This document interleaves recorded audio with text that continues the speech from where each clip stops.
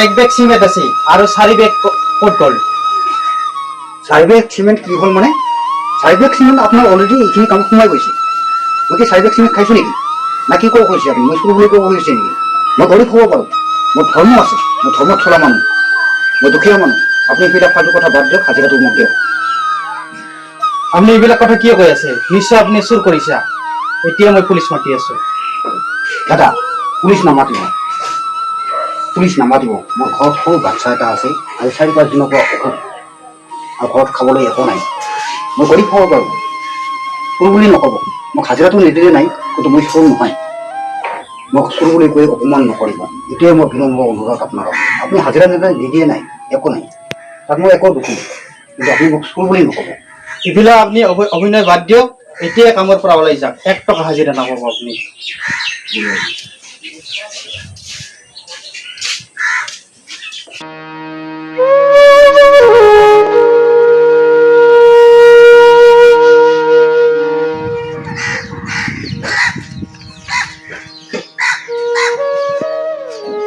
দাদা, দাদা, দাদা, দাদা, দাদা, দাদা, আপোনাৰ মানিবেগখন পৰিছে দেখোন। ছাৰ দেখোন। আপুনি দেখোন।